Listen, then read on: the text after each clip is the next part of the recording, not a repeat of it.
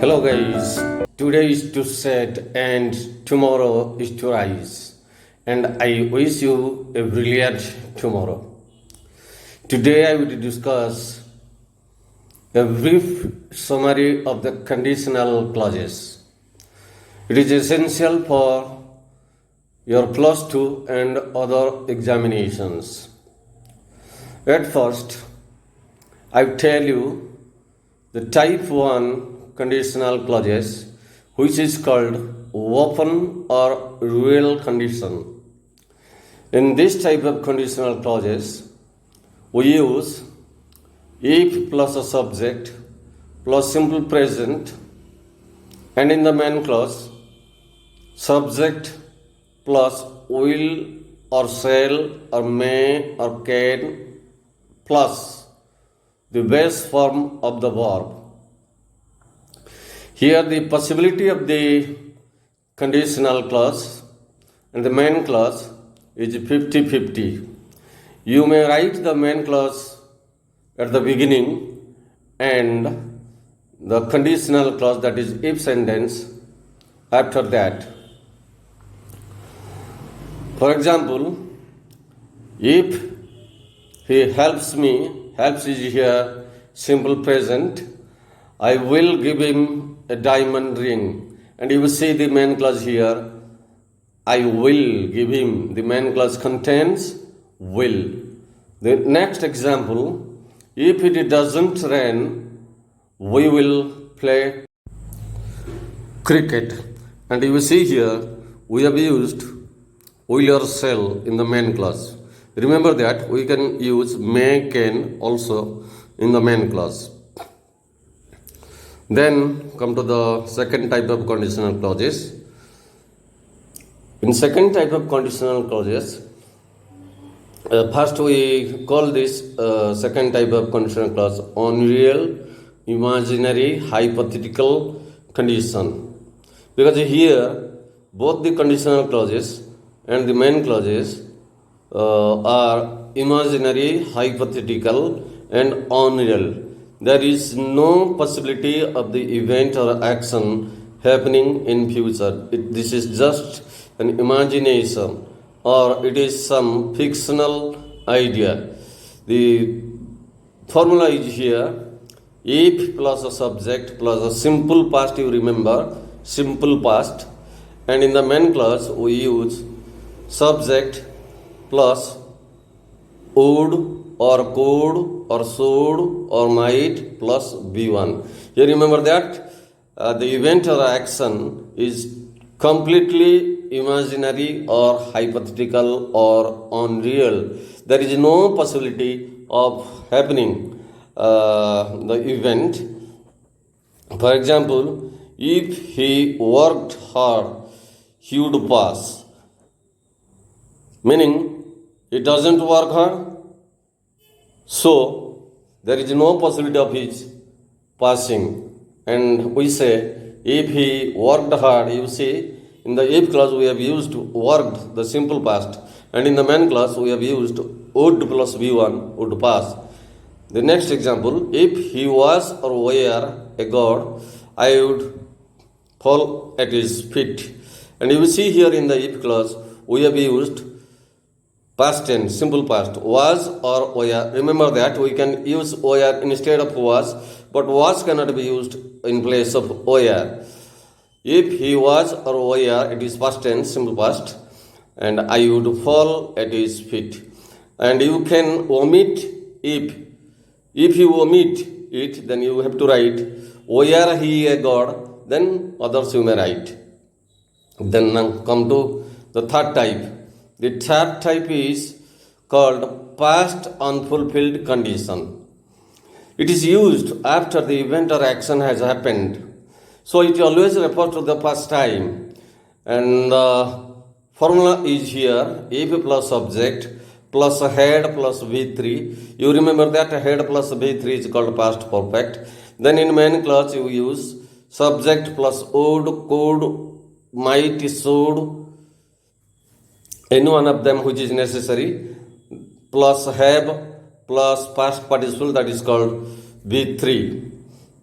Here we use this type of condition after the event has happened. It always refers to the past time, and the example is if he had written an application, he would not have been fined. You see, in the if clause we have used had plus V3 had written, and in the main clause we have used would have plus V3, though the sentence is in passive voice.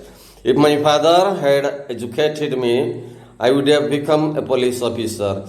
You see here in the if clause we have used past perfect, had educated, and in the main clause would have plus V3, would have become a police officer. You can omit if here. If is omitted here, then you should use had at the beginning. Had my father educated me, I would have become a police officer.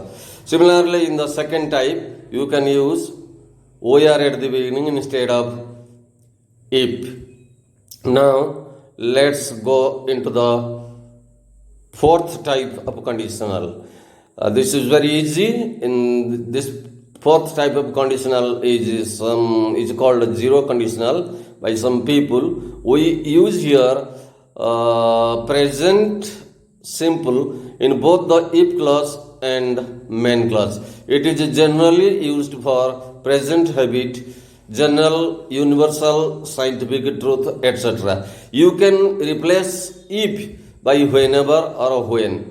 Here the formula is if plus subject plus simple present in the if clause, and in the main clause you use subject plus simple present. Example, if I take meat, it gives me indigestion. This is my habit, or this is my habitual truth. If iron is heated, it expands. In both sides, in the main clause and in the if clause, we have used simple present. If iron is heated, it expands. If he has no money, he becomes mad. It is his habitual truth. If you pour oil on water, it floats. It is scientific truth. If the sun sets, birds return home. It is general truth. So in both the clauses, in the if clause and in the main clause, we use simple present. If the event suggests a universal truth, a general truth, a scientific truth, a habitual truth. And you remember that if can be replaced by when or whenever. For example, whenever the sun sets or when the sun sets, the birds return home. Now let's go into the next chapter. Type B or type fifth. This is used for past habit, and in this type of conditional clauses, we use simple past in both the conditional clause and the main clause. Here, it refers to the past habit only. For example, if my mother did not cook, I went to a hotel. You see here in the if clause, there is simple past did not cook, and in the main clause, we have went. I went. It is also simple past. This refers to a past habit. Another example, if he ate a lot, he fell sick. It was also his past habit. If my mother got extra money, she saved it. It was also her past habit. You remember that? Here, if can be replaced by when or whenever, and the sentence would sound correct if you use when or whenever. For example, when my mother got extra money, she saved it. When he ate a lot, he fell sick. And now let's pass into the final chapter of conditional clauses. We also use unless, suppose, supposing that, admitting that, providing that, as long as, in case, etc. in place of if.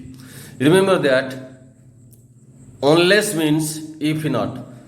So, in the sentence where there is if not, you can replace it by unless. But remember that you should not use not after unless. Example, if you don't go, meaning unless you go.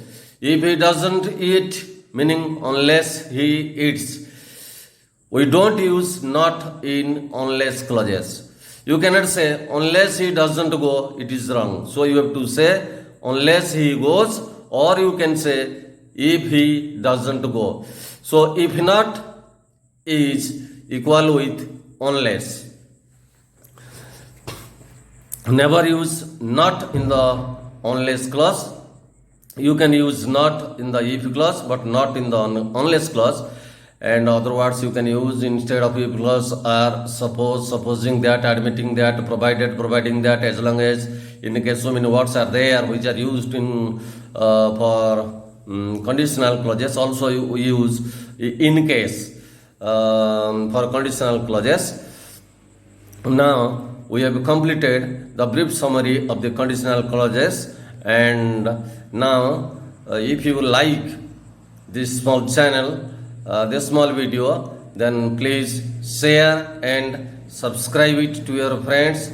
And this video is very useful for all those who are learning English. Once again, thanking you all.